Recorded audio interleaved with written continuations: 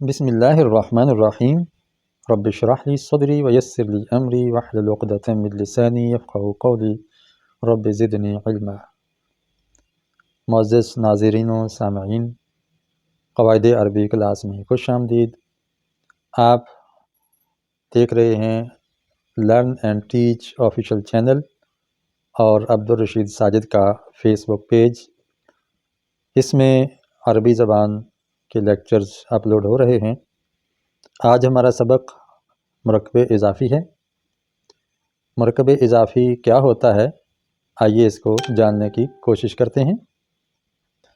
مرکب ناقص کی دوسری قسم مرکب اضافی ہے۔ مرکب اضافی میں ایک چیز دوسری چیز کی طرف منسوب ہوتی ہے، جیسے کتاب سعید، سعید کی کتاب۔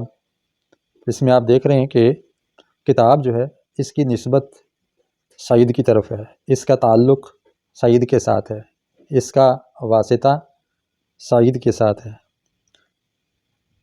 تو اس کی اضافت جو ہے وہ سعید کی طرف ہے کہ سعید کی کتاب۔ اردو میں مرکب اضافی کی نشانی یہ ہے کہ دو اسموں کے درمیان کی، کا، کے یہ حروف آتے ہیں، اور انگلش میں آف آتا ہے، او ایف آف آتا ہے یا ایس اپوسٹرافی آتا ہے۔ دوسری مثال لیں، بیت الامیری، امیر کا گھر۔ بیت یہ مضاف ہے، الامیری مضاف الیہ، بیت کی اضافت الامیر کی طرف ہے، بیت کا تعلق امیر کے ساتھ ہے، بیت کا واسطہ امیر کے ساتھ ہے، یعنی امیر کا گھر۔ دیکھا اردو میں کا آ گیا ہے۔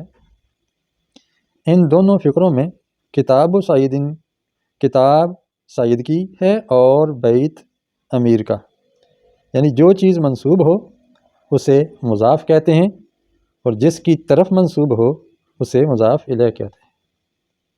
یعنی جو ہے وہ مضاف ہے اور جس کا ہے وہ مضاف الیہ ہے۔ جس چیز کا تعلق ہے وہ مضاف ہے اور جس کے ساتھ تعلق ہے وہ مضاف الیہ ہے۔ بیت یعنی گھر کا تعلق امیر کے ساتھ ہے، یہاں کتاب کا تعلق سعید کے ساتھ ہے، تو جس کی طرف تعلق ہو، واسطہ ہو، اس کو مضاف الیہ کہتے ہیں۔ چنانچہ اوپر کے فقروں میں کتاب، بیت یہ دونوں مضاف ہیں، اور سعید اور الامیر مضاف الیہ ہیں۔ یہاں دیکھیں کتاب، بیت یہ دونوں مضاف ہیں، سعید اور الامیر مضاف الیہ ہیں۔ اردو کے خلاف عربی میں مضاف پہلے آتا ہے اور مضاف الیہ بعد میں آتا ہے، جیسا کہ آپ اوپر کے فقروں میں دیکھتے ہیں۔ آپ دیکھ رہے ہیں اوپر کے فقروں میں سعید، کتاب و سعید، اس میں مضاف ہے کتاب جو پہلے آیا ہے اور مضاف الیہ بعد میں۔ اردو میں اس کی ترتیب الٹ جاتی ہے ترجمہ کرتے ہوئے، سعید کی کتاب، یہاں سعید پہلے آیا ہے، کتاب بعد میں۔ یہاں بھی دیکھیں بیت الامیری، امیر کا گھر، تو گویا مرکب اضافی کا جب ترجمہ کریں گے تو پہلے ہم دوسرے لفظ کا ترجمہ کریں گے، پھر پہلے لفظ کا ترجمہ کریں گے۔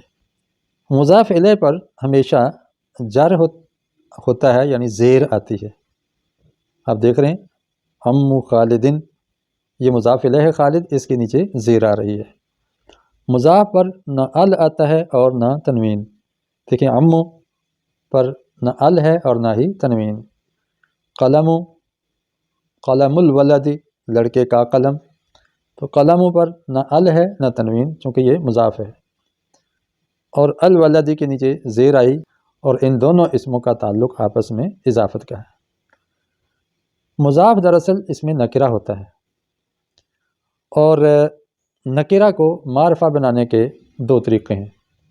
ایک طریقہ ہے کہ اس پر ال داخل کر دو، قلم کو معرفہ بنانا ہو تو القلم کر دو، یا اس کو معرفہ بنانا ہو تو اس کو مضاف کر دو۔ مثلا ٹیچر آپ سے کہتا ہے کہ پوری کلاس میں کہتا ہے پینسل دو، اب سارے ہی طلباء اپنی اپنی پینسلیں استاذ کو پیش کریں گے، جبکہ استاذ ایک پینسل مانگ رہے ہیں۔ چونکہ اس نے کامنلی کہا ہے، عمومی پینسل کا نام لیا ہے، کامن ناؤن کے طور پر، تو ساری ہی پینسل لے آئیں گے۔ اگر وہ کہیں کہ مجھے اپنی پینسل دو، تو ہر طالب علم پھر اپنی پینسل اٹھا کے لے آئے گا۔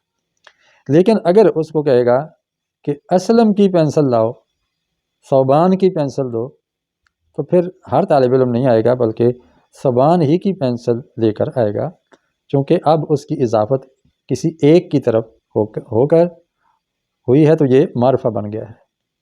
تو ال داخل کیا جاتا ہے معرفہ بنانے کے لیے، اور کبھی نکرہ کو معرفہ کی طرف مضاف کر دیتے ہیں تاکہ وہ بھی معرفہ بن جائے۔ تو یہ آج کا ہمارا سبق ہو گیا کہ ہم اس میں جان چکے مرکب اضافی کسے کہتے ہیں۔